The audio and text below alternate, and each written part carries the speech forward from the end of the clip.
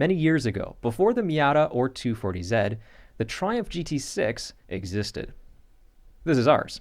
It turns the big 5-0 next month, and to mark that occasion, we've put together this special episode compiling all the work we've done so far, which, as you can maybe tell, includes some pretty major changes.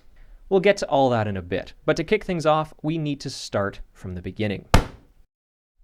Ever since he almost bought one in the 70s, Dad's wanted a GT6.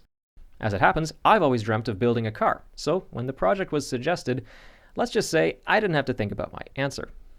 Now, I'd love to tell you how we tracked down the exact car he looked at as a kid and bought it for a song, but that would be lying. And lying is bad. The truth is, we could only find one GT6 for sale in Ontario, so we made the 1,200-kilometer round trip and paid too much for it. Our original intent for the project was in fact nowhere near the magnitude it's turned into, and I'll accept some of the blame for that. But it didn't take long after digging into it to realize we'd bought a lot of work in the first place. Needless to say, paint shouldn't come off with a razor blade, and rivets poking through the bodywork should be a pretty big sign that something isn't quite right. The car had unfortunately been the victim of a shockingly poor previous restoration, if you can even call it that. And, of course, we were the goobers to find out. We knew we had to save it though, and to do that properly, the body needed to come off. Somewhat surprisingly, the chassis looked decent, with mostly surface rust, which was promptly blasted clean, painted, and rounded off with some new hardware. We built a chicken rotisserie for the body shell, which was literally the greatest idea in the world. But of course, seeing the body upside down showed all the more just how bad things really were. Some cleanup and blasting exposed what we had to work with, and rather than have a breakdown, we chose to be positive about it and decide that at least the trunk area was usable. Shiny new floor pans were the first of many panels to be welded in place, followed by new sills, wheel wells, fender lips, and some patches to the trunk because it wasn't actually that good after all. We then rebuilt the rear corner structures and could fuse the new valence in place. The last of the patches were persuaded on, and as I mentioned many times in the main build videos, don't do this, just buy the whole darn quarter panels. We tried our hand at some old-fashioned techniques to fill in where the inner wheel wells had rotted away, and with all that taken care of, we could pop the shell back on the chassis. Looking at it now, I don't know what we were complaining about. It felt like 2 years, but it's actually only been about 3 minutes. Not bad. Most of the roof proved to be in good shape, which was a nice change, but the front pinch seam had rotten away, so we decided it can't rust again if it doesn't exist. New floor crossmembers could now be installed before turning our attention to the A-pillars. Always remember, folks, there's no such thing as a small amount of rust. The passenger side followed suit, and we could push on with removing all that nasty high-build primer and body filler to make sure we hadn't missed any further issues. We had, but with that addressed, the entire shell received a fresh coat of rust converter to neutralize and protect the steel going forward. Now, while the door skins weren't in terrible shape, the frames did need a lot of work, so they were dismantled, cleaned up, repaired, welded, blended, and had new skins installed. We were so happy with how the pinch seam delete over the windshield worked out, we decided to next do the same to the rear of the car, which after further grinding, welding, and flapping, now too ceased to exist. A skim coat of filler will make them completely invisible later on. The hood was the last to address, and needed replacement outer wheel wells and fender panels, as well as a bunch of smaller repairs and even a whole new nose, which patch panels weren't available for, so it was up to us again to make something work. The inner support structure received some gussets for strength, and with some seam sealer, primer, and more welding, it could all be put back together. At this point, we were well on track for a restoration, but somehow the whole project had turned into repairing rust, and we were tired of it. True, it was done now, but somehow it didn't feel like we'd experienced everything we wanted to. Something was missing, and we realized it was messing around with the powertrain.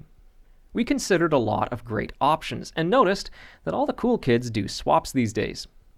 Now, we're neither kids nor cool, nor even ones to conform to peer pressure, but a swap did make sense, providing it wasn't an LS, as they've been put in everything from postal vans to bar stools, and who'd want to see another one of those? Then this happened. Some say they're just a figment of your imagination, and that the only real hashtag is 2JZ swap the world. All we know is, that's an LS. Yep, after a lot of soul searching, weeping, gnashing of teeth, and research, it was hard to deny that it was our best option. For many reasons. You either love him or hate him. And I don't intend to change your mind, but check out episode 10 for more info on why we chose it. Rather than going the typical route, though, we wanted the cheapest all-aluminum LS you can buy, which is in fact not an L33 or an LM4, it is in fact an LS4, which just is a thing, and I also have right now. These engines are pretty quirky, which should make Doug happy, but we'll leave all the juicy details for the main build series. Needless to say, some awesome guys on the British V8 forums have exploited this platform already, so we had a great basis to work off. Next, our brand new to us Ford gearbox was bolted up by the aid of a Jeep bellhousing, and all of that will eventually send power to this Corvette differential. To be completely honest, we had so far intended on just modifying the original chassis to house all these new components, but it became very evident that it was going to be far more advantageous to just build a whole new one from scratch. So we did. The original setup was sold to get another GT6 back on the roads, and we got to work. The new frame design required some clearance, so the trunk floor, which we had so lovingly repaired, was chopped out, and some fresh box tubing was notched and welded to get us on our way. We elected to keep the car as a body-on-frame for convenience, as in a small garage, it's been far easier to deal with two smaller entities than one bigger one.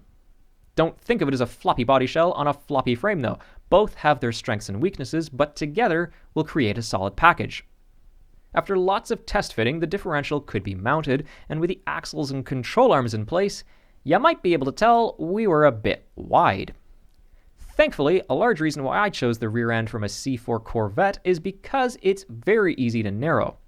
Some mock-up components got us the dimensions we needed, and the real axles could get shortened professionally, while we fabricated some new control arms with the aid of a jig. The keen-eyed among you will notice one drive shaft is now looking decidedly shinier than the other.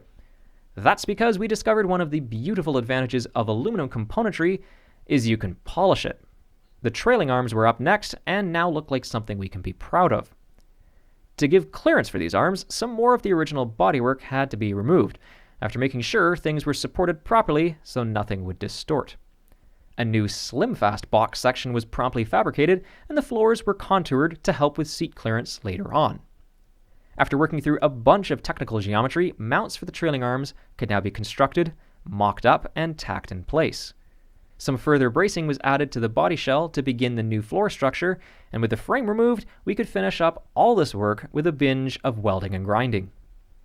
After which, it could all get reassembled for the first time on its new wheels, giving us opportunity to finally see what it will look like at ground level. Also for the first time, the engine and transmission could be popped in place, and all the planning that had only been in my head so far was now coming together.